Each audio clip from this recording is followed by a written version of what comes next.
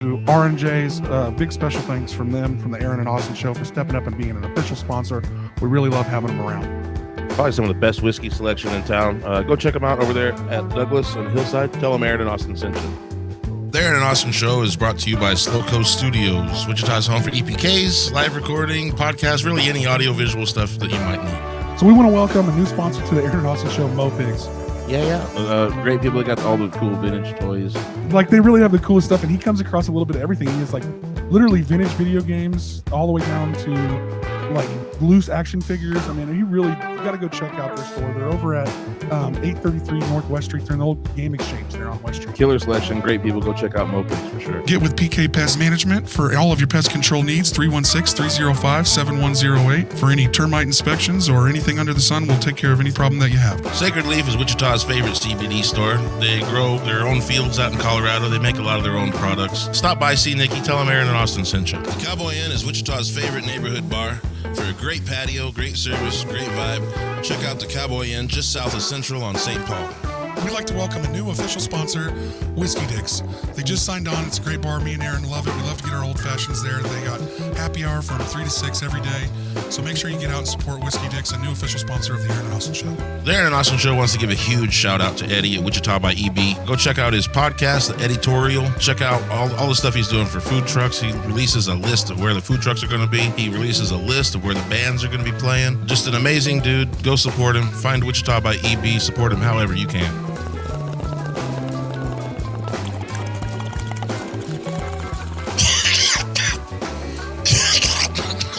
Out Detox has been helping Wichita detox for 15 years. They have a great selection of CBD products, mushroom gummies, kratom, kava, and even legal THC. Hit them up, www.alloutdetox.com, or give them a call, 316-554-7459. Be all in with All Out Detox. Check out the Rusty Nail for everyday food and drink specials, especially Hammer Time. Every day from 4 to 7, half-price drinks. And on Saturdays, we have some of the best live music in town. Diaper Jam 2024. We have Brantley Gilbert, Stone Temple Pilots, Demon Jones, Wheeler Walker Jr., Upchurch, and Joe D. Messina. So it's going to be a killer lineup. More to come. A bunch of locals popping up on that. There's a whole beach party stage. We haven't announced an act on. Yeah, and then we've got just so much going on at that show. Make sure that you're going to be out there. It's July 19th and 20th this year. The Aaron and Austin Show is going to be in the VIP section, podcasting live at the lodge all weekend long. It's going to be a blast. There's going to be camping. There's going to be dad bod contests. There is going to be a car show. Shenanigans. Awesome.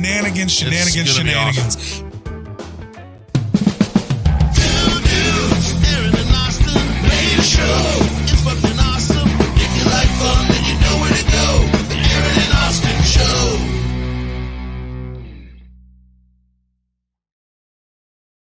Kind of the same thing we've been talking about here. Yeah. Kind of have fun. I'll introduce you for sure. Okay. We know. Yeah. All right. So what episode is this week? 110? 6 million. 6 million episodes in, man. It is actually episode 110, man. 110? Episode I thought 110. it was about right. The electricity We've been doing some being good what work. it was. We got Anthony Joyner joining us today. Yeah. What's going on? Oh, quick run through. We got to pay a little quick bills. Quick the bills. Who Bill? We got to pay Rusty Nail. We appreciate everything that you do. Topless Tuesdays. Make sure that you do head out to those. Hammer Time every day. Hammer Time every day, 4 to 7. That's half price everything. That's their happy hour. Whiskey Dicks got the same thing. Their happy hours from 3 to 6. Those are. If you're at Whiskey Dicks, get the Basil Hayden Dark Rye Old Fashioned. Yeah, I'm kind of trying to convince them that to be the Aaron and Austin Show. Bro, drink. you ain't Can wrong. we get a name? You ain't Can we get a wrong. drink named after us at a bar? I'd be pretty happy about it. Also, Call it the AA meeting. Also, the shit, we can't do that because remember why we didn't do that last time? But it's still Yeah, funny. but if it's a drink in a bar, it'd be kind of funny. Still funny, but like, okay, so we were Still kind of cringy. okay, a little cringy, but let's talk about it real quick. So we was gonna call this show originally the AA meeting because it's Aaron and Austin. We sit here drinking, but like I felt like that would offend some of the sober community, so we had to, and they were and it would have. I mean, and like 2 or 3 of them were like, "That's funny," but yeah, you probably would have offended them. So and shout out to Brody Baker who actually came up with that original name for the show, and we actually had an original another intro song. the first theme song was that way. And it was well written too as well by you. He's done all our theme songs and all that work on those. So shout out to him. hits. So the 3 bars that we love, we got Rusty Nail, Whiskey Dicks, and also Cowboy Inn. Check out all those bars all the time for their great specials, their great happy hours, their food, and even they do all of them got food and shit. We got Sacred Leaf, who does great for us. 42 Below, who does great for us. All Out Detox, you can see the theme here of places that sponsor our show. Don't read too much into it, but there's a thing. There's a thing here. It's all legal weed, I promise. Then we also got Mopigs, who just joined on recently, and we also have Farhall Cooperative Building Supply, who's working on that kitchen next door. So we got a lot of great PK Pest Management, which is my business. So if you need pest control, get us for that. So we got a lot going on here at the Hideout. Yeah. But we got another great podcast with Anthony Joyner joining us. So introduce yourself to the people. Let them know. Let the Aaron and Austin Show crowd know who you are and what you got going. Cool. My name is Anthony Joyner. I am the founder and director of Mulberry Arts, which is a gallery that was built, a whole program that was built around providing space for Black artists, brown artists, artists that don't get a whole lot of space traditionally. And then we also have a Meet the Challenge program where we mentor young artists, teenage artists that want to get into the field. Yeah. Yeah, that's really about it. Now I cut a lot of stuff, so. Yeah, well, and Mulberry Gallery, that's in the Revolucia. Yeah. That shipping container kind of park. Right. And the gallery is super cool. Where is that? So where is that, like logistics wise? It's like in the city. I mean, it's on Central. From like us, we right down down the from street. Wesley Hospital. So Central and what? It's off Central and Volusia, but it's down the street from Central and Hillside. That's what everybody knows the most. Yeah, Okay, that's the major intersection. Yeah. So what can we expect what can we expect to see when we go to the Mulberry Gallery? What we got going on there? Man, you're gonna see some amazing art from not only local talent but also national and international talent. We have a couple of artists that we work with internationally and a few artists that we work with nationally. A lot of Black and brown artists that are really showing some really amazing work, man. You got artists like Kamala Eaton, which is a local hero. Everybody Give her some shine real quick. Who's it? Shout out to her. Kamala Eaton is an amazing local artist, has done a lot of murals locally. A lot of people have maybe seen her work at KMUW and other spaces like that, Mark Arts. But she has some really heavy hitting work, man. From the what is her style of work? It's how would I explain that? Because she has a couple different Arts things is so that she goes. subjective, man. Well, I mean, and it's is, kind of what you but- get hired for sometimes too, a little bit too. Yeah, and she has she primarily works with acrylics, but it's large scale acrylics where she's working with representational work.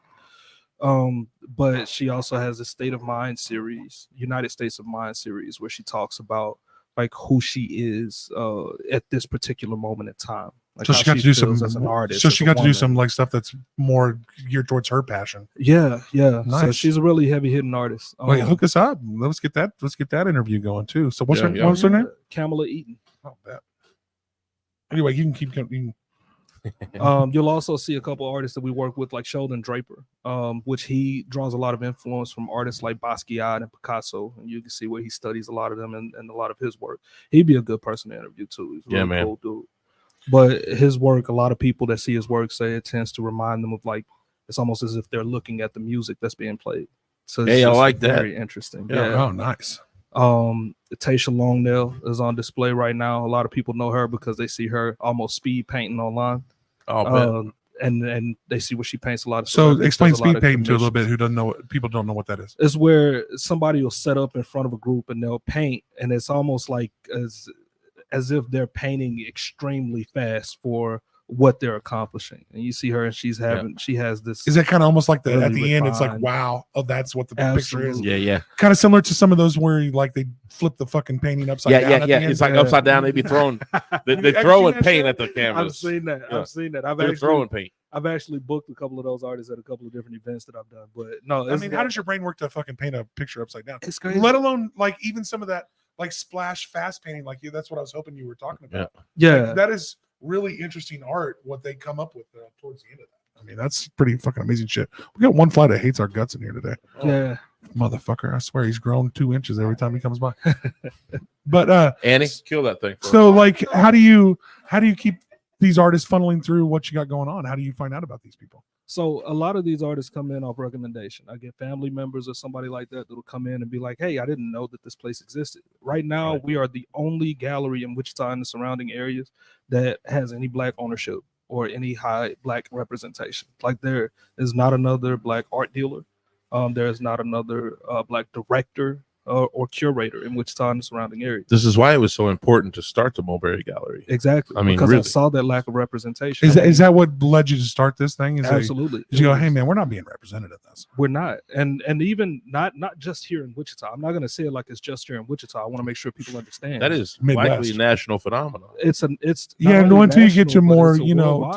to a little more open liberal states. I mean, maybe it sways a little bit. Even better. in the liberal states. Still, right now in the art market, especially as far as a ownership, whole, probably. not just ownership, but representation, period. Right now, as a whole, Black artists make up less than 2% of the entire art market, and art by Black 2%. less than 2%, Right. and art by Black women make up less than 0.5%. Well, see, see, I bet there's way more of those artists out there. They're just not getting the exposure and help that they need. But Exactly. That's Exactly. wild. yeah, that percentage, I don't buy that percentage. It's bad. You know what I'm saying? That's just the percentage that's being represented. Oh no. Yeah, like there's There are artists that are out there, but then in regards to like a lot of this speaks toward acquisitions. Like how many major museums, right? So like we have museums like the Wichita Art Museum over the last couple of years actually did really great, and all of a sudden making a switch and acquiring art from Black artists. But before just this last couple of years with Anne in the helm, which she ended up leaving. But before that, we weren't being represented there either.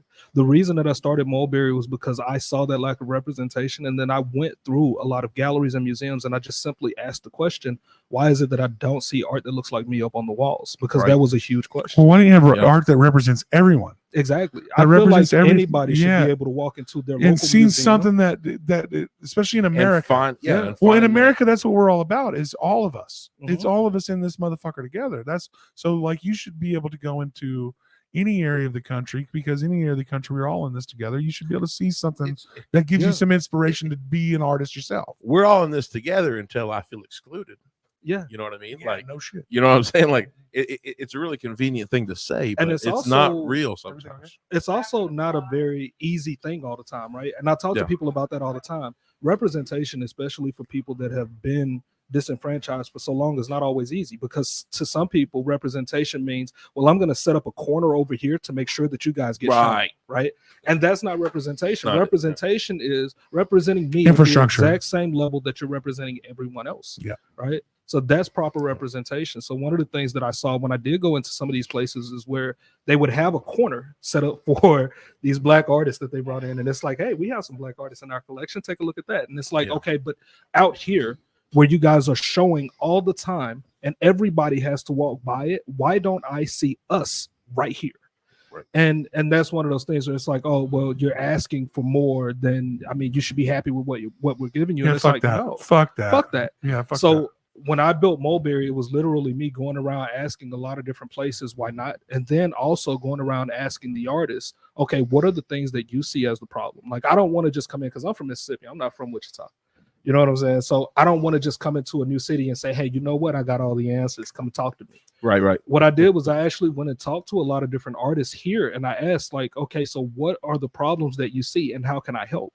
And I went into a lot of these artist studios and homes and different things like that, and I sat with them. I buy them food, whatever it took And to listen. sit down and talk to them, and I would listen. Yeah, you listen. I want to know, what is your point of view and what do you think is missing? And one of the things that I kept hearing was, we need a space for us. We need a space where we feel welcome. Where need we a don't space feel where we second can tier. walk in. Where you don't where we don't feel in the corner. Exactly. Oh, you don't feel as you met the quota of Mhm. what we needed to have. That was a But big no, thing. Yeah, it's like they're a just trying to. focused space. Well, Yeah. you guys are helping us meet the minority quota for our thing. Or you know what? You know, Wichita that's had bad. a fuck up. It's like that's- affirmative action. well, for that's a art. fucked up weird Yeah. feeling. Really what That's we're a fucked up weird feeling when you're just helping meet a quota. It's like, Yes. come on, man. I don't feel like y'all even want It me here. sucks. at. Yeah. That's real. And one of the things that I saw that Wichita had really bad was that they would pick, and this is bad, but they would pick their Black artist of the year. And so it would be a Black artist whoever that all of a was. sudden won an award, and all of a sudden everybody in the city wanted to work with that artist, and anything that was given to a Black artist was given to that artist for that year. And then we have to be happy about it, because at least we're getting represented. But then it's like, But it's okay, kind of exclusively represented a little bit. Exactly. Kind It's of like a It's so pacifier. weird. well, though. pandering. That's- It's almost pandering to the it's Black community. pandering bad. Yeah, and it we have so is. many amazing artists. Well, yeah. Well, you guys. Well, every culture, not just the Black community, every culture makes up the art community in every city that there is. Yes. It's not. The art does not have a demographic. Mhm. Art has a bunch of amazing fucking people that do it. and it's black, white, Asian, Mexican, down to whatever you want. I mean, I'm not even smart enough to name all the but a lot of cultures those involved. things are But different there's flavors. just literally art is art, And- and we don't get to typecast it based on exclusivity, and that's what's always been a thing. Well, we shouldn't want that. We should want the diversity, and we should want because that makes art you know what better. I mean? Like, It makes it. Look, here's Yeah, my it thing. I does. always say art is the history of the people by the people that lived it outside of government influence. Yeah. Because the government can't come in and tell Kamala Eaton, this is how I want you to do your art from now Yeah, on. and She's they not gonna can't, listen and to they that ain't gonna shit. come in And and tell that's me real. how to do Yeah. our fucking podcast. They're not gonna Exactly. tell us how to do. They're not gonna tell you how to run your goddamn art gallery. Exactly. So one that's of those what art things. is almost like a portrayal of the rebellion community. And, Yeah. so art is an expression of your culture. the free and- culture, All and- of that. and the all- free and culture. all And of then how we feel. always have these questions, right? Where it's like, okay, this is a new law that was passed, right?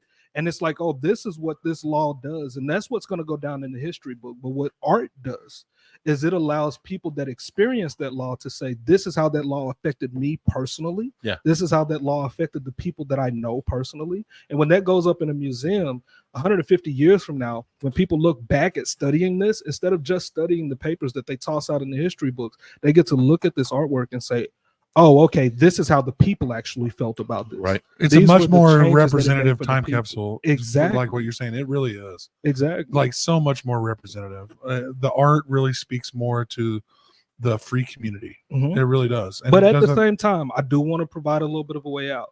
We have to understand that representation for African American people is still very young in our country. shit. 60 years So ago. young. No, yeah. We're 60 talking about years 60 ago. years. People Like, like to it think wasn't that a people thing. like to think that like we're so far away from that shit. Oh no, We're not. it's No, man. recent. Yeah. 60 dude. years Your ago. grandmother saw It's a that go down. generation. Exactly. Shit, Your your 60 grandma, grandma your saw that go fucking down. parents. If Yeah. you're 40, your fucking parents. Your bro. parents felt it. Yeah. And that's one of those things where it's like 60 years ago, there were parts of New York that had a zero tolerance policy for African American artists. Really? A zero No, tolerance so- Zero policy. tolerance. Dude, There were- there's that There were shit parts exists to of New this York that had a day. zero Tolerance. tolerance policy Oh. for African American artists. And when artists did I hate that finally word start right there. getting, yeah, it's crazy, right? Tolerance. To stifle, to be an artist, that to me, when someone that I know that whether that's an owner of a musical institution or a Mhm. venue owner or anything like that, I always know when I hear some shit like that they're not musicians or are creators themselves. Right. Because anybody who is a creator of art themselves, and I will say there might be a few aspects out there, but for the most part, anybody that is a real creator of any type of art loves collaboration with other amazing Yes. artists, All whether day, they're black all day. or white or what the fuck ever. I don't give a shit. I'm just loving collaboration with other talented people. I've learned so much by watching people do shit better than I can do it. Yeah. And it's always a bit of a gut check. You go, oh, okay, well, there's levels to this apparently. There's so levels to this shit. Apparently, I'm at level 2. So how did we come up with the Mulberry Gallery at Revolution? I mean, Yeah, how did it's you a have really the cool space? How did you have the balls to go? I'm gonna fucking start my own gallery. Fuck Oh it. man, it was crazy. So I actually okay. So I'm originally from Mississippi. I moved to Tennessee. Where at? Port Gibson, Mississippi. So I was Oh, born wow. in Jackson, Like, raised in you Port know. So when did you Oceanside. pull to Wichita? When So this is how it went. I was in Mississippi. I was raised in a very abusive home. By the age of this 18, motherfucker? I became a That's fly, firefighter. man. Oh no, he's doing the whole thing. Yeah, it flies. So- Shit, I know we need to take like 5 and go on a hunt Yeah, for there this we go. go on a hunt for this motherfucker. Yeah. All right. Okay, so The I grew hate up. factory. Yeah, that's We're crazy. gonna I don't kill even it know with if I can that. throw this at a fly. Now I feel bad about it. Don't cut him Jeez. off, man. Don't cut him Yeah. off. But okay, so I grew up in Mississippi, abusive home. I ended up becoming a firefighter at the age of 18, and then Firefighter, nice. I was making $7.25 an hour. As a firefighter? Yeah, for real. Like that's how. What year was that though? Oh, he's telling on I himself. mean, this is like 2008, 2009. Oh well, shit, that's crazy wages at that time. Yeah, but And- I mean, but- keep in mind though, this is Mississippi. So when we have this conversation about racism, we have to understand that my fire department was the black fire department. So was there white people in that fire department or just There Hey, was hey. one white guy that worked in our fire department, but most of the white guys worked in the volunteer fire department. They did not work. I lived in Mississippi. so the black fire department got paid less wages than way the white less, fire department? way less. I lived in Mississippi, man, and I would go into buildings, and they would be 3 bathrooms, Mhm. It's like that for real, still to And this day. So what through was shit? Why? You missing the damn point. You What? missing the damn Well, fucking point. tell me, what am I waiting for here? 3 bathrooms mean there was a men's, there was a women's, and there was a colored bathroom. Mhm. For men's and women colored? Yeah. In Mississippi? To When this there's day? 3 Get outta here. bathrooms, I mean, you So- got to understand. Well, Is it's it like not low-key labeled- racism? It's not labeled low-key like racism? that, It's but not those low-key. buildings are still. Really? it's very made up. high key. Like Still as a to this matter day. of fact, the Oh, government, the governor that recently got voted out, the governor there actually stood in front of the nation. She was on national news and said, "Hey, I trust this guy." It was a guy that was being brought up on trial and stuff. She was like, "I trust this guy with my life. If he invited me to a public lynching, I would show up front and center." What? Those were actual words that she spewed out of her The mouth. governor So said this? The governor. So Mississippi isn't low key racist. Mississippi has a very racist current. It's not past. ingrained in that culture. It's man. ingrained. It's ingrained. Well, in it's, that I mean, culture. and it's still accepted in a lot. And I lived of in Brookhaven, areas. Yeah. Mississippi. So I yeah, you lived in weren't too far Brookhaven, from me. Mississippi. I was 20 miles north of Macomb. So Yeah. you said I'm I know gonna what get you're the talking fuck about. out of this Mississippi. No, So But- that but was you one of go the things. places. There were so many things that I experienced that I didn't understand were racist. Like I was working for a lady that owned the bank doing a lot of her yard work, and whenever we went in her house, we went in through the side door, and whenever she would give us food, but we would Oh, eat on the shit. patio. And I didn't know growing up what was happening. I just thought that okay, she just doesn't want us. Well, coming still in through not. her It's front still not door. a horrible thing that she's doing, but you didn't quite realize why she. I didn't realize why. Yeah, that's it. And right? you look back and you go, "Oh fuck." Like there were That's- people. that's I not- worked at a grocery store, and there were people that would flip quarters to me as a tip, and I didn't know what that meant. So I just accepted all of it, right? And then by the time I'm 19, I'm actually homeless as a firefighter, and I end up moving to Tennessee, and I start learning more about what racism actually is versus what they were teaching me in school. And I'm like, oh shit! Like after I get pulled over by the police, I got pulled over by the police probably 6 times in a month. And after I kept getting pulled over and I kept hearing things, So and this you were is what driving a the bit internet reckless. It is on. sounds like for that month. Absolutely not. Like it's crazy, right? No. I get pulled over and 6 I get times in a month somebody- is the craziest shit I've ever heard in my life. I Look, get somebody like one of the officers says, "Hey, this is a part of a routine check. This is Yeah, just a routine. high Get area. the fuck out of here. This is just a You high fit the crime area." description. You know what's funny is I've never been involved in any of those routine checks. You see what I'm saying? You know? Like, Yeah. it's crazy. Never. So And then this pullover, where they're like, "This is a routine check." This pullover, they're also asking me if they can search my vehicle, and because this is a guy with a gun, I'm not saying no.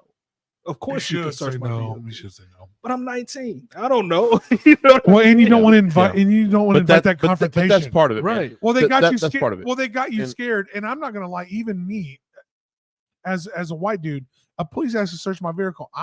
Now my butthole No, tightens. no. I'm a little scared, Look. and I always got Delta 8 in my car. And so, Man, no.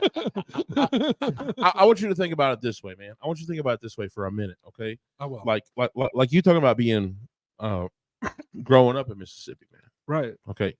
So what you're saying is that you grew up with certain things being normal. Mm-hmm. So did the white kids. Okay. Right. The white kids grew up with certain things being normal.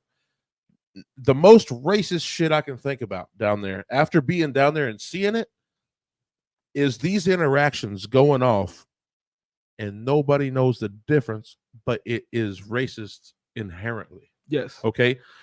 You act a certain way being Mhm. stopped by a white policeman. Yep. You act a certain way. Man, I don't The know, man. fact I that feel they had to be that way, that is the system being racist. Yes. And the fact that these white people treat you a certain way and they don't feel no different about it either. Mm-hmm.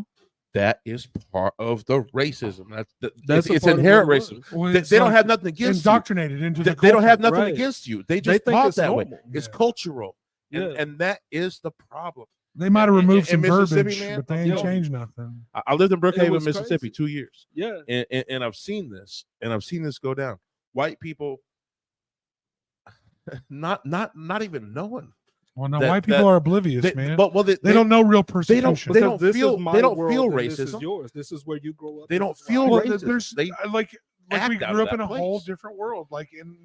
And I grew up luckily playing sports. Mhm. So if you're really, really good at sports, guess what? You get to know a lot of minorities. It changes the world you live in. So I got to live in a world where a lot of minorities were my friends and got to see the way okay. they were treated But this is what when I'm we saying. walked into places. If you than go I down to was. Brookhaven, Mississippi to this day, Mhm. if you go down to Brookhaven, Mississippi, you will hang out with your white friends. You will have some really good black friends. I had some really good black friends down there. But the thing is that everybody treat you a little bit different because you're not from there and you don't know. Mhm. And what I'm going to say is that it's inherent. I'm calling out my white friends, going, "That's Oh, shit. fucked up." I Well, want you to think about You this, know? like on the conversation of sports, right? So in Mississippi, where I grew up, we had Alcorn State University, we had Jackson State University. I know We them both universities, know, both them. Yep. right? We both know that both of those colleges had really good kids that were coming through them, right? Yeah. I want you to think about Those the are fact black- that in those the are black last colleges. in the last NFL draft, there was not a single kid from an HBCU that was selected. Not one. Really? What is the That was change? selected What is in the the change? entire draft. Is it because they're getting more filtered into the It's not the normal first system? time that's happened. This happens all the time. Really? They're just not selecting the kids from the HBCUs. Now, the kids from the HBCUs do end up finding a way into the NFL, but they usually don't find their way through the draft. And it ain't as lucrative, I'm guessing. Right. Well, Yeah. well, there's some. If you're going to be a late round pick, there is some advantages to not being drafted. If you're, I mean, there's a lot to this. And Well, I don't you wanna have wrap it to all. you have to look at it like this. The question is, like, if you're a late round pick, yes, there can be some Like advantages. if you're looking at what if Brock I'm Purdy's dealing with. damn good. Well, look at what Brock Purdy's Right. dealing with right now. He's Right. the last pick of the draft. If he would have went undrafted, he would be making fucking way more money than he is right now because he wouldn't be But- locked into that rookie But contract. that's somebody who's damn good at the sport. Exactly. What about somebody who's good enough to get drafted?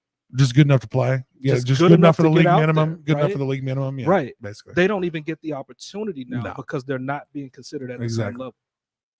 So what made you eventually go, okay, fuck Mississippi, I gotta go Well, somewhere else? I was- Did you I come was- here first? No, I actually went to Tennessee first. So my wife, the lady I ended up marrying is in Tennessee. She's originally from here.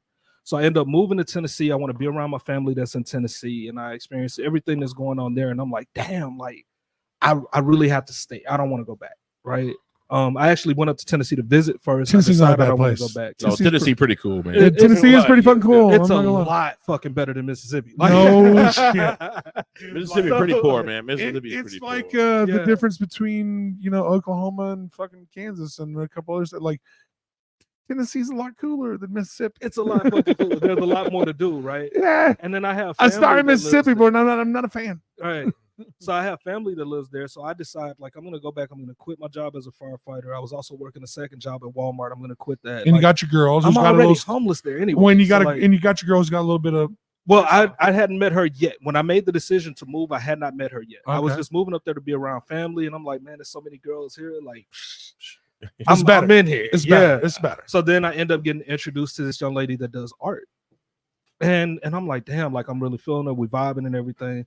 And then me being a hustler, you know what I'm saying? Like I'm the type of person where it's like, look, I'm here to make bread, right?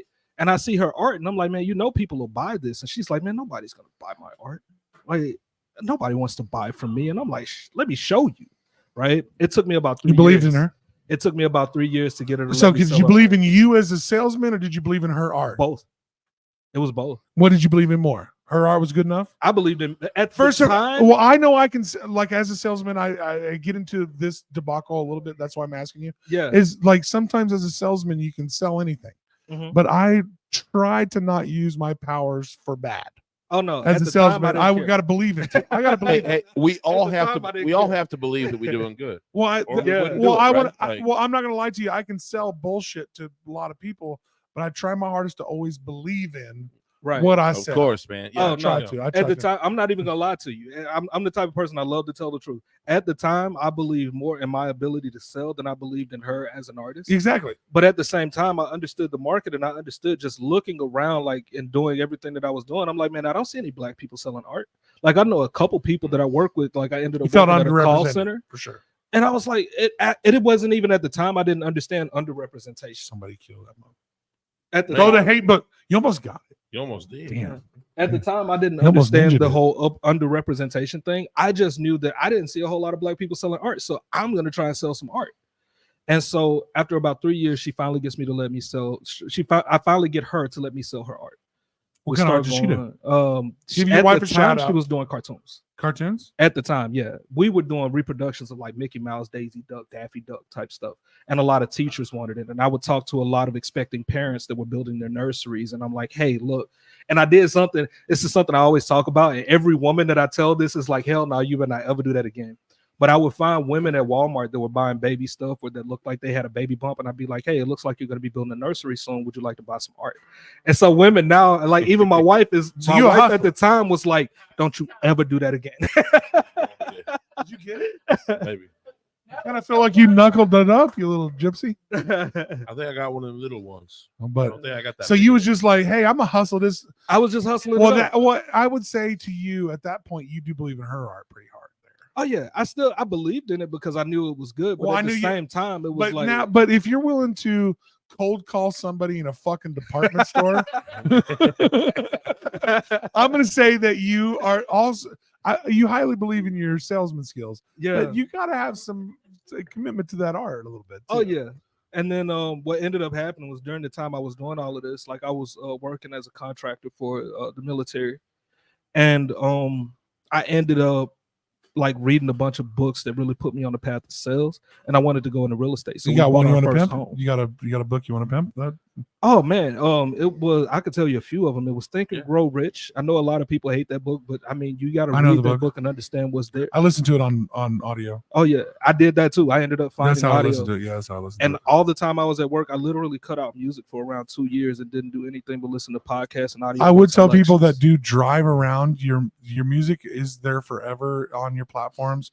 Listen to audiobooks and listen to podcasts. You learn a Absolutely. lot of shit. Look, Think and You Grow learn a lot of Rich. shit. I've read more books since I was 37 than I did my entire life. And Absolutely. I will say they were all Huh. audio read to me. Mhm. I count that as a book reading still. Fuck I off. do both. I do both. I can read a little bit, but I drive so much in my profession that I get a Yeah. chance to listen to a lot of audiobooks if I find one. And it's worth it, man. It's worth it. And There's a lot there there. are certain books that you can find that are cornerstone books, like Think and Grow Rich, The Magic of Thinking Big, How to Win Friends and Influence People, The 7 Habits of Highly Yeah, Effective People. Like There's a ton of that there. Yeah, there's big a ton stuff. of There's a ton there Big, for you. very popular. Book. He just Yeah. he just nailed 5 of the books Yeah. that if you're an entrepreneur and you don't know You have to read. if you're you have asked to to read. if you're asked to sit here going all those books, you should be writing them down. If you don't know them, Right. I know almost all of those. Those are ones that I've all listened to on audiobook. Mhm. There's a ton of them. Even if you're a goofy ass person that Say him again. Now we got the preface. do it. Yeah. Go ahead. Go ahead. So it's Think and Grow Rich, How to Think Win and Grow Friends. Rich is a good one you should always. Always, man. That's one. Kill that. Oh, how do we have a fly here today? I don't know. I got one of the salt guns. Do we- If Annie eats it, 20. I got 20 on it. If you can, Yeah, you just suck it out of the air. yeah. Or if you hit it with the hate book, Yeah. Hit it with the hate book. I don't even know if I Right. can touch this book again. I feel a little. I feel like it might open a portal over here. Oh, I know, but this Yeah. notebook means more to me than that fly. But yeah, but yeah. it's those books. Think and Kill Grow Rich, 7 Habits of Highly Effective People. That one's a big one. 7 Habits That is a is. big one. 7 Yeah. Habits. is a Yeah, big one. what were the other ones that I said? Ah, shit. Well, just rewind the tape. Damn, I always go back to those. I know. How to Win Friends and Influence People. That one's that. That's Those another big really, one. those are the 3. Those are the 3. And also, I will tell you, as a person that has listened to those books on audio book, you also have to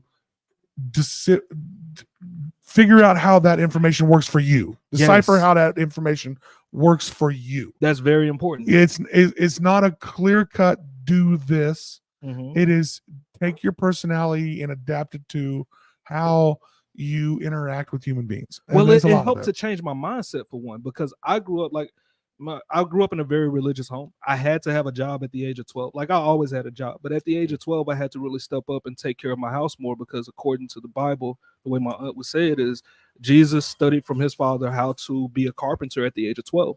So at the age of 12, I had to step up and take care of my house. You Like I gotta said, I provi- grew you up in gotta a really provide messed now. up house. You got to provide now. Exactly.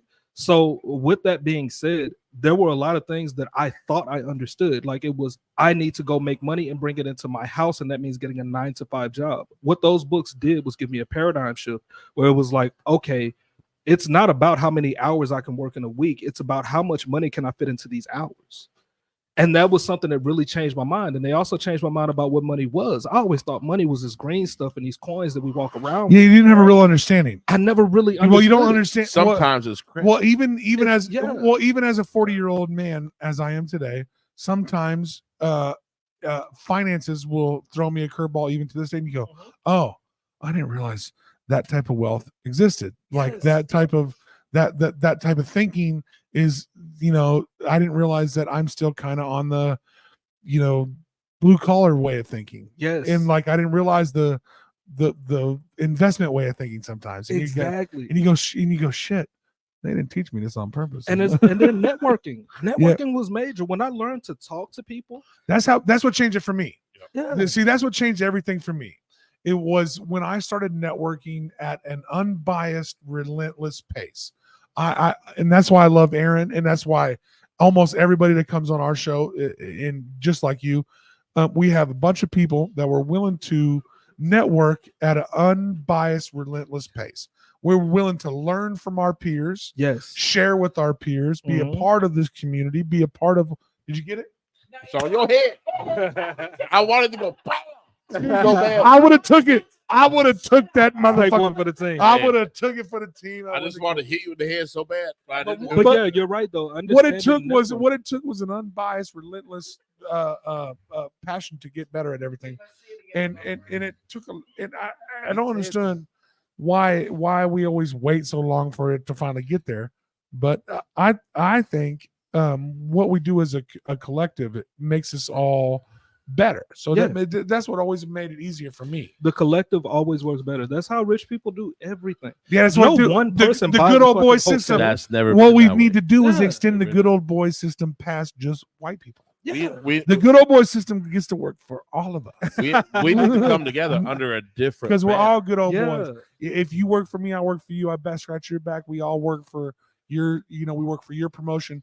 I work for your agency. We do this together. We work it out together. We figure out what the need is and we attack the need. You know what I'm saying? So that's been the biggest thing for me. So what happened was, while I was working as this contractor, I ended up getting one of these books and I ended up studying from Keller Williams. I did Keller Williams Millionaire Real Estate Agent, right?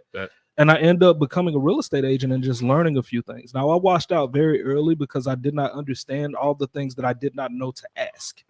So, but I learned so much through the process, and it shifted a lot from residential to commercial real estate at the time you was trying to learn that. Well, also this was during a time I was in Clarksville, Tennessee. This was during a time where I knew the market was getting ready to change because I did so much research. Like I was at work for 8 to 10 hours a day, and the whole time I was at work, I'm listening to podcasts and different things, and I'm like, dang.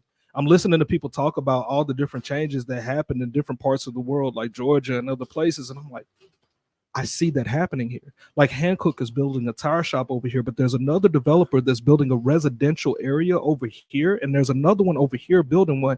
There's something getting ready to happen here. So I spent so much time. This is where you can mess up at, though. I spent so much time focusing on that side of real estate that I didn't spend enough time focusing on, okay, how do the fees and stuff get paid as a real estate agent? So that's what ended up messing me up in the real estate market. But during that time, that's how you learned. Yeah, but I learned enough to learn how to gather mentors and different things that I still use today in selling art. What happened was at a certain point, me and my wife decided, like, her family's a bit older than mine. Let's move to Wichita. So this is where we're all at Tennessee still. Right. We're still in Tennessee right now, but we're like, you know what? Let's she's move got to family Wichita here. and be closer to her family. And real estate here is, when you moved here, I didn't even consider real estate at first when I moved here because I had just washed out in Tennessee. I'm like, you know what? I want to do something else before I dive into real estate here. And I went into aircraft. Terrible mistake. I went straight to Spirit. As long as you ain't a whistleblower, you'll be all right. I'm not saying anything bad about Spirit. I love my life. You should hear what this motherfucker said off. You should hear what he said off. Don't set him up like that. He ain't said nothing about. Spirit was the best place I ever worked. I promise. Right.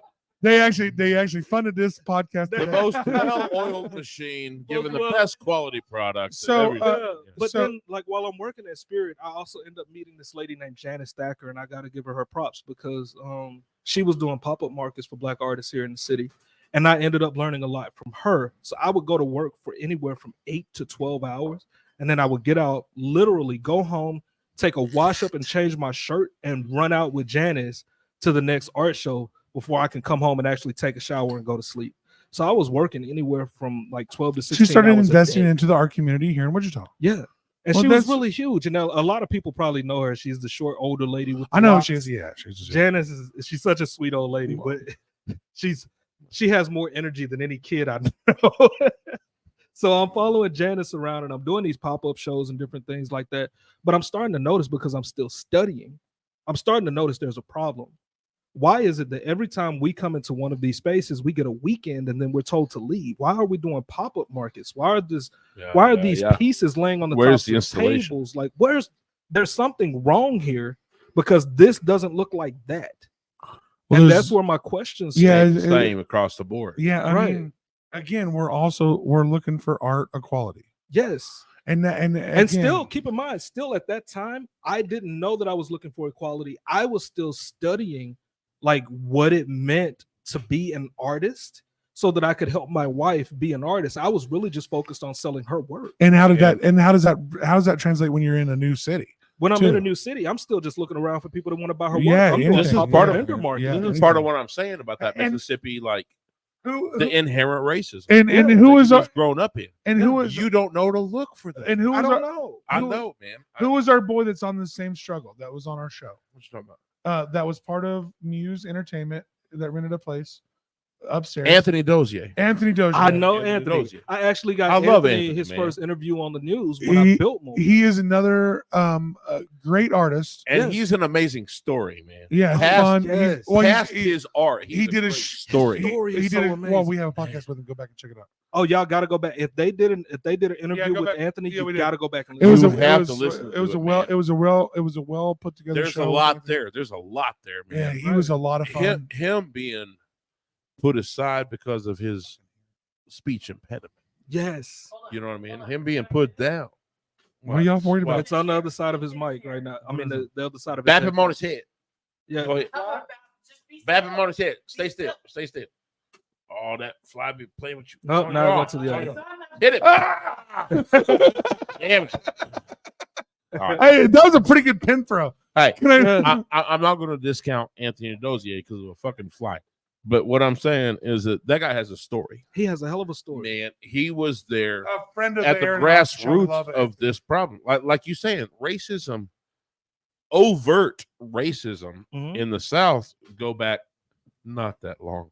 It's at not. all. It's not that far in the We're past. talking about 40, 50 years, man. People see those black and white photos and Shit they're is like, "Oh, shit. this was so long ago." No, It's not. It's No, not. It it's not. wasn't. That shit. not That that way of long. thinking is one generation away. Still, them motherfuckers still think Exactly. that shit. Go west This enough. year makes 60 years. Go Yeah. into go. Yeah. I mean, what I will tell most people, and what is widely not recognized by the white community, is that the black community only makes up 14% of the population in this country. Mhm. And if you go outside of any major city in any town, it's all white motherfuckers. That's it. That's it. That's it. And you got like Here in Kansas, you are right. Yes. Here in dude, Kansas, it's you the are right. same way in every state in this union. No, you're wrong. You're wrong about that. Name a state where you can go to the Alabama, maybe Mississippi and Alabama, Mississippi and Alabama, and Yeah. maybe Georgia. I'm like telling if you right would've- now, there are states with majority. no but- majority. No, you can't I'm- say I'm telling you, majority. there are states I'm with telling you. majority black population there is that there they is. still are fucking overrun. We Yep. had to say that. So, They overrun by policy and old school. well, ministers. I luckily I had That's what's actually happening. luckily I had a set of parents that I loved that didn't see color, Uh, and I grew up in a sports community that just who's the best plays. So I luckily I didn't have to deal with racism in my life. I got to deal with a lot of love and understanding and learning from other cultures. Luckily, I get what you're saying there. but luckily, you have to understand, like, when you say this is one of those things that we have to battle all the time. The term "don't see color." I think people really misunderstand what that is. When you say "don't see color," just because you don't acknowledge whether or not this person's race sets them apart doesn't mean that the system won't acknowledge that. Oh no shit. Yeah. And Well, that that's where doesn't- the And it problem doesn't comes mean in. that the Well, culture hasn't evolved and there's around no that. there's idea. no way my experience with any culture misrepresents their struggle with America.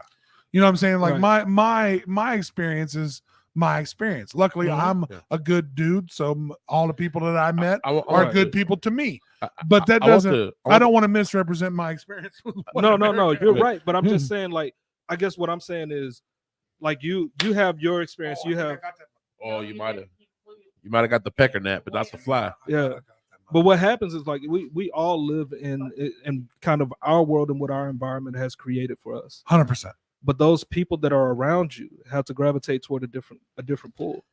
And you have to understand how, like, I guarantee you there's a black guy that you grew up with where you're like, he didn't, like, we were really cool. He didn't have to go through blank, blank, blank. I can guarantee you if you actually talk to him on this deeper level, I know I've already been he'd through say, this. damn, Yes. like, yeah, no, I've already been through this. bro, Yes. like, there were situations where I saw you in where I knew I had to step Shut back. or shut the fuck up Oh, or exactly. yeah 100%. And that's And what I've already, that's what I'm trying to say. honestly, I've already relived those situations. There are Yeah.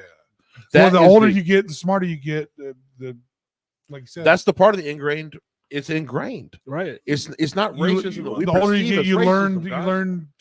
Wow. It's, You know, it's like not. I said, I'll give you a good example. A few weeks ago, I was at Walmart, and me and my wife were there. We left the kids at home. We're just grabbing some quick things from Walmart so that we can head on out, right? And there's a guy. We go to the self checkout, and there's a guy standing over there managing the self checkout.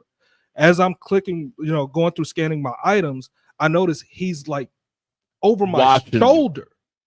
Over- Every item that I scan, he's overly That's- protective of what you're doing. That's so what I'm much trying to- so that that's what I'm saying. there's a little old lady behind us that's saying, "Hey," like Needs her help. thing is blinking red. She's like, "Hey, can you?" Well, and there's so much so that probably every other line could be stealing $1,000 worth of shit. Yeah, anything, but it right? don't matter. It don't matter. Yeah, It don't matter. it doesn't matter because he has to make sure No. that I'm not the one Right. stealing. I- Right? I understand. And I'm the one person in this whole thing where I've not only started my own nonprofit in the community, but helped several other nonprofits get started. And I'm actually contributing back to this community and the that problem, you're expecting for me to steal from. the problem is that he thinks he's justified. He isn't thinks he's justified. he thinks he's doing the best that he can do right now. No, Right? And that's the problem. That's the problem. With that. Well, I mean- We don't see it as it happens. Okay, Right. But Like- we like have to that- experience that's it. part of it. And here's It's the other culturally thing. ingrained. We don't see it all that. Here's the other thing behind all of that. We have to experience those things, and we have to make the decision in that moment on whether or not we're going to speak on it. Because if we talk too much about it, then we're considered just. I don't understand that plight. I don't know how you No. guys have to juggle that. We do. I don't We know. do. With White every Ameri- situation. we White have. America will never understand that plight. Yeah. As much White as, American needs. Because as talking much about as- it makes people uncomfortable. well, as much as I grew up in Black America and had and understood what they've gone through, I've never understood having to deal with that part of it. Yeah. Like we I have don't know. to we have to make that determination with every experience that we have. Do I talk about this? Because if I talk about this, then I make myself the outlier, Yeah, you have to deal with the and I make backlash. everybody else uncomfortable. And different people react differently Yeah. to discomfort. So I have to make that determination every See, yeah, single fuck time that. See, fuck that. That sounds so on whether or annoying. not I'm going to say anything. There are Still so say many. say it. There are Just say even it, just say venues it. here. no, it's not You like can't, that. right? It's not like Because that. then I could also what I'm trying to say? create a Like- negative experience for the other black people that come after me. There are venues here, like there was a venue here where I literally talked to the manager about having an event, and he looked at me and said, "I don't think you're going to attract the type of people I want to see here." Oh my But the God. reason I won't say the name of that venue is because other black people have had positive experiences with that venue, and I don't want that to stop.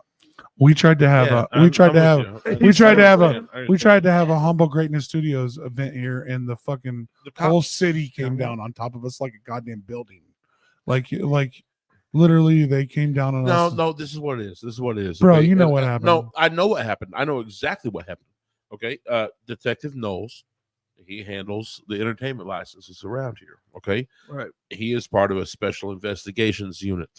And that special They investigation don't give a shit unit unless is you charged- do No, hip-hop no, music. listen. This is what happened. Okay, he had a show that we were trying to do here, and there were known gang members that responded. I'm so glad they got rid of that gang list. They got known gang members. So on social media saying I'm going to be there, and they saw rival gang members both saying they're going to be there. Oh God! So what happened is they go, y'all don't have a entertainment license. I'll shut this whole show down right now. That's so stupid. Well, they will sanction white people to beat the shit out of each other in mosh pits and any. Shut the fuck up. Like you can have a mosh pit anytime. No. But this is what I'm saying. This is what I'm saying though. They said in their infinite wisdom, we just gonna not have that show because I can shut the show down. We're gonna save lives. Get the fuck out of here. It's That's so their stupid. mind. That's their mind. Okay, that's their mind. That's so stupid. It is stupid, but at the same time, that's where we're at. Yeah. That's No, where it's not where we're at. We buck that. Fuck that system. Well, if you you say guys that, don't you know, say that, but like that's actually really what's what happening. works? So So we they got shut people us down. shooting They each other shut it. Well, over they shut some us dumbass down. shit. Every Well, they So shut us I down. want to give a Friday, big shout out Saturday. to Marquita Atkins recently because she was a part Yes. of the committee that actually ended up suing the city about that gang list because you should not be Yes. able to have those. That's You right. should get the not be fuck able out to of have here. Right. Get the fuck out Like, of here. what with the that. fuck is a gang list? You don't get to just A label me as a gang gangster. Dude? They do that Dude, though. They do that here. Every I was told they single, do that here. every They do. single. They just My they just detective did the knows. I lawsuit. was told that. yeah. They had the lawsuit. There's a bunch of creepy, weird motherfuckers in everywhere. It don't matter. Get your gang list out of here with that Yeah. horse shit. It's stupid. Yeah, come on with that. But I do want to okay. I don't want to divulge the whole show into racism. You ain't got to. I mean, here's the thing. Like, we know that racism exists, and we know we that got was 90 minutes. we know that was a big part of why I built the gallery.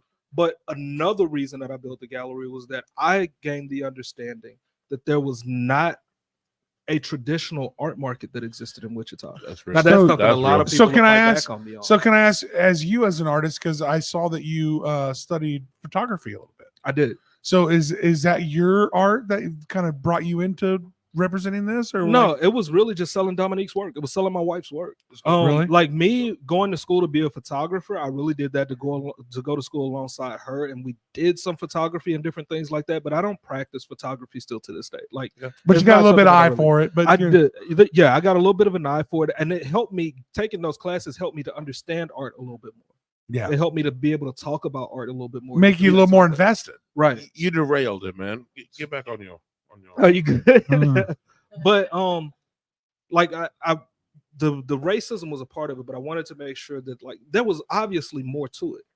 Being from Mississippi and seeing racism, and then coming here That's and seeing the what's up for me. racism that was here, it was like, okay, I can fight this racism that's here. Yeah. There are certain things that are taking place here where I'm like, okay, you don't want to mess with me, but this person does. Like I can navigate these things, Yeah, right? I can yeah, find yeah. different ways around it.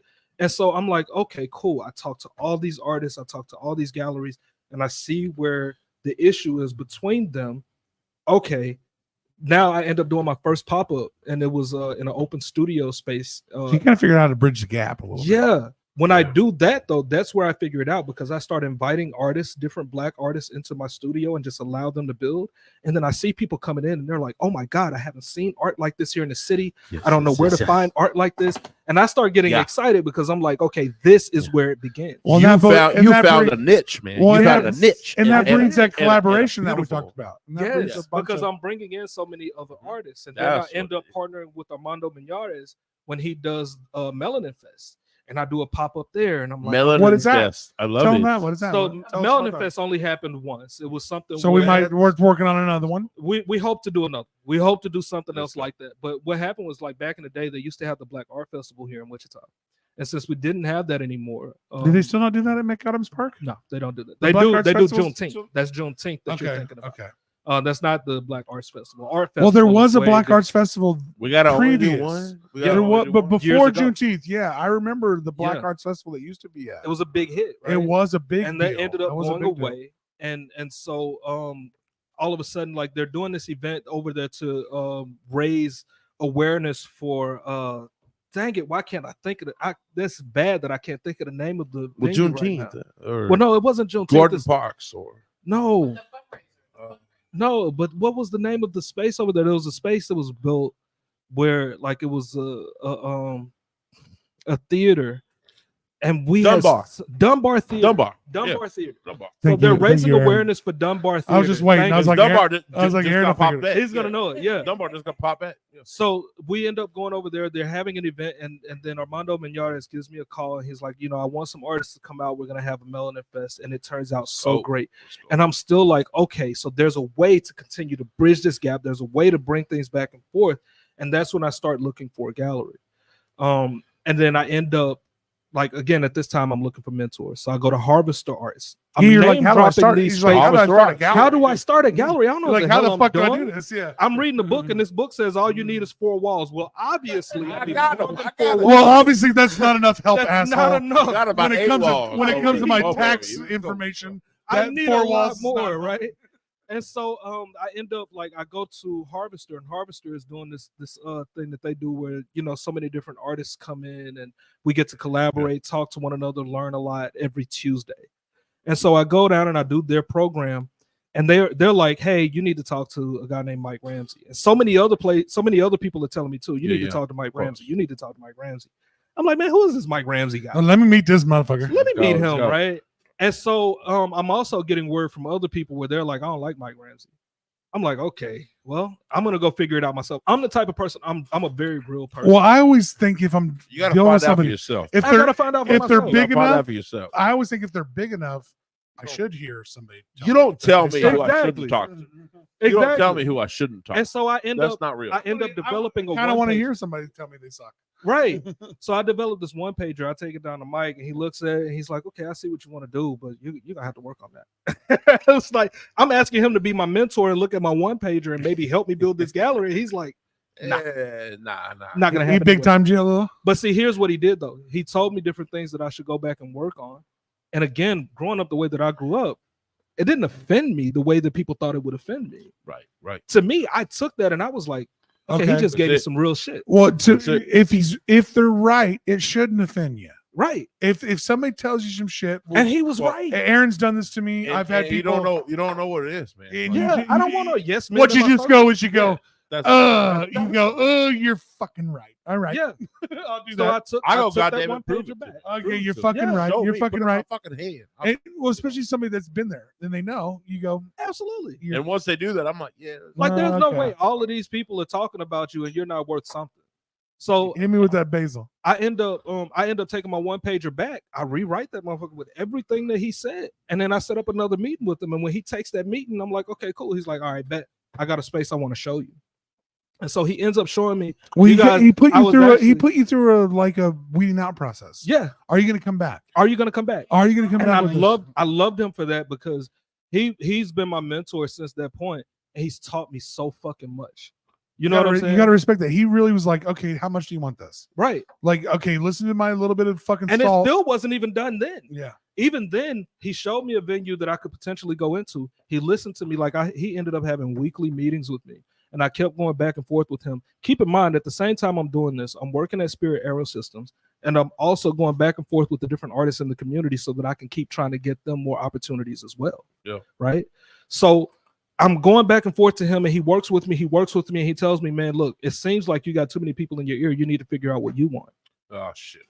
And I'm like, fuck, man. You're like, okay, that's I want that- what they was that want. too much knowledge, you some Hey, bitch. hey. I want what they want. What Was the hell that do you real mean? though? Was that real It though? was- You're like, holy shit, he's It right. was real because if I only Well, you did sometimes it you for go everybody else. Sometimes you go, holy shit, he's fucking right. Sometimes we try to please people. Yes. You know, sometimes and we you- try to well, please and you're people, also it's trying not to do real. stuff. Yeah, and you also Uh, we get you when you're trying to do a lot. When you got a lot going on, Yeah. you got a little some stuff that's pushing you forward down the stream, and some stuff that's holding you back. And that's what was happening because I Right. was looking at going into needing a much bigger space. And he ends up telling me, like, hey, I have a smaller space that you can go into.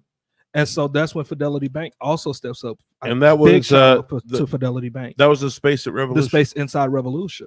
And That's it a turned out, beautiful space. I love and it. it worked I amazing. think If I had it's gone with the bigger space, I don't think I'd still be here Man, right now. I think it's really Well, cool. the right I like what opportunity you're doing over there. Works Yeah. out for people that And- are on the grind. And what you're doing right now is trying to find some other venues for your Oh yeah, gallery I also spaces. work with other Yeah. venues. So I work with Meritrust Credit Union. Meritrust Credit Union, if you go into We've been talking. their cafe, You know, yeah, if you go into Meritrust Cafe right now, you see a bunch of art in there. We Yeah. did that. If you go into So our coffee house, you're doing right a now, we lot did of that. art Yeah, installations. That's it. Right, we do art installations in Let's different bring it places out. as well, and we provide opportunities to all different artists. So That sounds amazing. it works out really well.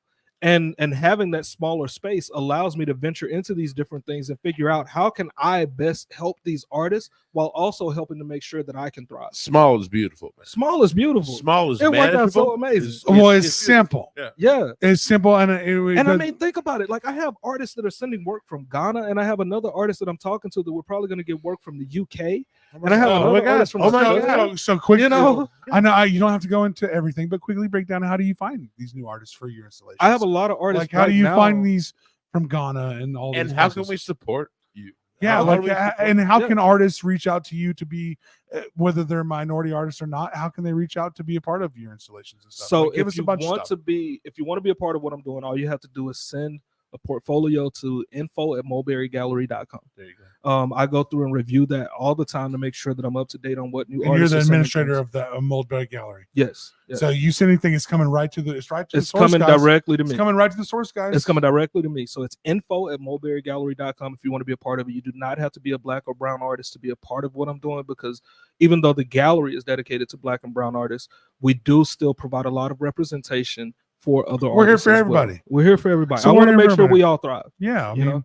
So that's a rising that's one tide big thing. floats all boats. Yes. That's well, there's that. no art that is that anybody should like stamp out. Like there is no podcast that could come to me, whether I believe in their shit or not, or I believe in their art or not. I would never say don't do that. I don't have that bone in my body to say don't do your fucking art. I help If you have an lot of art- artists. If you have an art, I will even foolishly help you do it, even if I don't fucking believe in it. I don't have to agree with you, and that's the beautiful thing about Yeah, art. you know what I'm saying? Art is not something that's meant to match your furniture. Art is something that's meant to challenge you. Yeah, it was So, in that. I mean, And I love like what you just said was say that again. art is not something that is meant to match your furniture. It's meant to challenge you. Damn, let's do Right? that. Let's do that as a cut. Boy, that's beautiful. I like that That a is lot. fucking beautiful. So it's like I want to open up my mind every time I see a new picture. I want to actually open up my mind to what this new world that this artist is creating. That's very important to me. And so I help a lot of artists simply because of that. I put a lot of artists in a position to win. I've helped. I won't even name the different places that I help because I don't want people to look at this and say, "Oh, this is an Anthony thing."